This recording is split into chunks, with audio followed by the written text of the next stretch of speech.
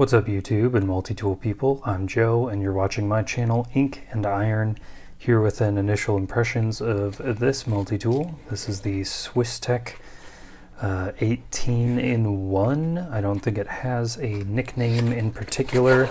It is off of AliExpress. Comes with a black nylon sheath with a couple of carry options on the back. It looks like it might be MOLLE compatible.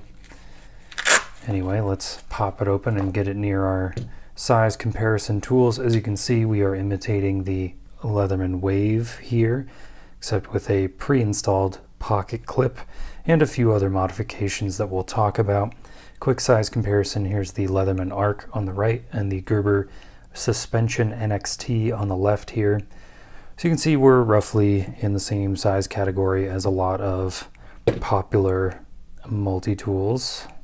Try and get a quick thickness glimpse there for you. Okay, anyway, so let's take a look at this edition. This particular Swiss+Tech has like a bead blasted finish, so it is matte and sort of a matte textured gray surface all the way around. And I do like this look. I do think it changes the feel of the tool slightly. It's not rough at all. There are no high spots on this finish. There's no burrs. It's very, very smooth to the touch, but it feels like stone, not glass. Do you know what I'm saying? There is some friction, but there are no hang-ups. So let's take a look at the plier head. Looks a lot like our Leatherman plier head. Yeah, there we go. You can see we've got the replaceable cutters, and we actually have a hex hardware on there, so you can remove these cutters. I don't know if they're swappable. I may have to do a short and see if I can like literally swap from the Swiss+Tech to the Leatherman and vice versa. That could be interesting. I think the machining here is good. We have some finely ground teeth in the long nose portion of the pliers. Pretty basic nut turning grind in here. And then we do have a scoop out here for hard wire. And let me see if I got some coat hanger lying around. Yep, we got some of this old coat hanger lying around. And this has become my new benchmark for can a tool cut hard wire. So let's feed it into that notch there. Yeah, okay. We take on any damage. Definitely some metal sticking out. What is that? Not sure. Let's cut again.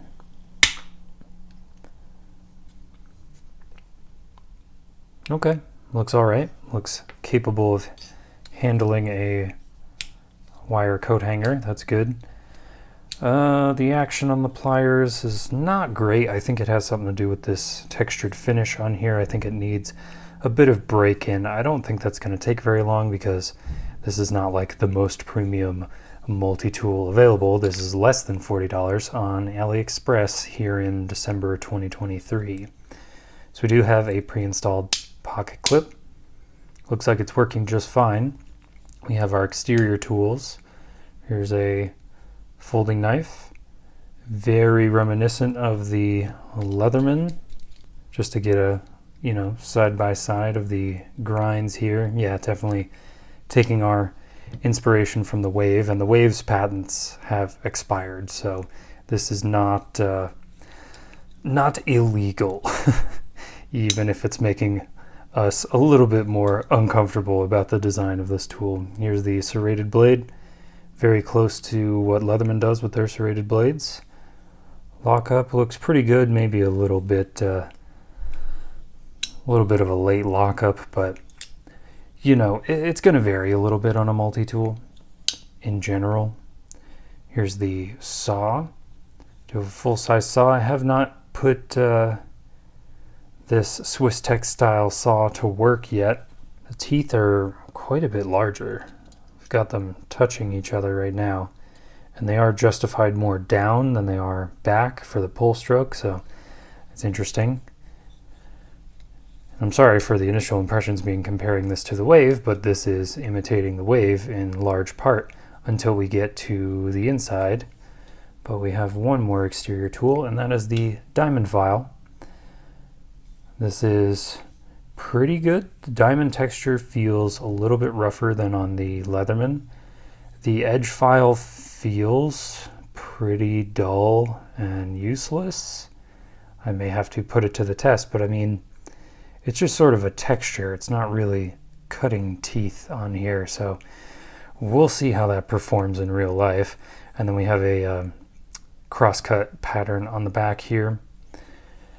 All right, so let's go ahead and open the handles. Here's where the rest of our tools lie. So on the inside, we have small fold-away scissors. It's got a nice little thumb plate on there for comfort. Let me get this handle out of my way. Yeah, it feels fine. A little piece of paper.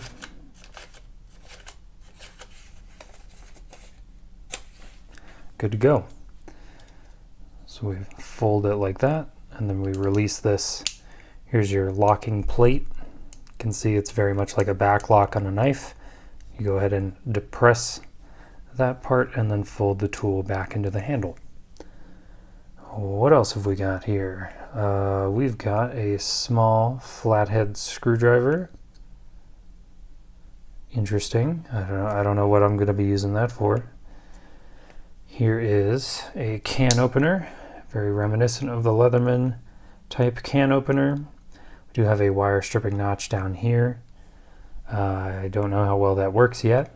So this is the initial impressions. This means I haven't used the tool to a level where I can speak about it definitively yet.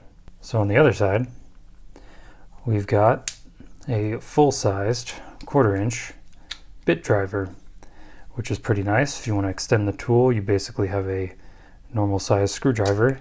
This does use the ball detent double-ended bits, similar to Klein. Yeah, if you're looking for something full-sized, you can use this. I think you can also stick a 1/4 inch bit in here. Let's grab this Phillips number 2. So this is just a normal 1/4 inch bit, no ball detent. So it will fit in there. And it doesn't want to come out? Really? Is there enough friction holding that in there? Okay. So really, it seats pretty deeply in there, but it seems like it's holding on to that bit pretty well, so that's nice. Let's try the Leatherman flat bit. Okay, I had to grab the flat bit out of my Leatherman charge. Does that fit in here? Yes, it does. Does that retain? Yes, it does. Huh. There must be some kind of magnetic retention that I can't see inside of this bit driver. Yeah, a somewhat adaptable 1/4 inch driver, you know, usable enough in its current configuration. I think really this tool for, you know, less than $40 is going to be very competitive with the Leatherman Wave, especially because the price of the Wave keeps going up here. In the US right now, I think it's about 120 USD for a brand new Leatherman Wave, whereas the Swiss+Tech, like I said, is less than like 40 bucks shipped from AliExpress. This, I wouldn't be surprised if this comes out the same factory as an Ozark Trail tool. Overall, I think aesthetically it's the most appealing version of this Wave clone I've seen, and it also keeps the pivots for the large tools at the, you know, the distal end of these pliers when they're open, and that is a good design change. I'm glad we're sticking with that. Yeah, I think with a little bit of break-in, this is going to be pretty lovely. I'm going to throw this in my pocket and ultimately do a long-term review and let you know how it performs. And let's get a quick weight. The weight in ounces is 9.817 ounces. The weight in grams is 278.36 grams for the Swiss+Tech 18-in-1. All right, thank you for watching. For more content like this, as well as, you know, tools and fountain pens and sometimes typewriters, like, sub, and do the things, and I'll catch you on the next video. All right, bye.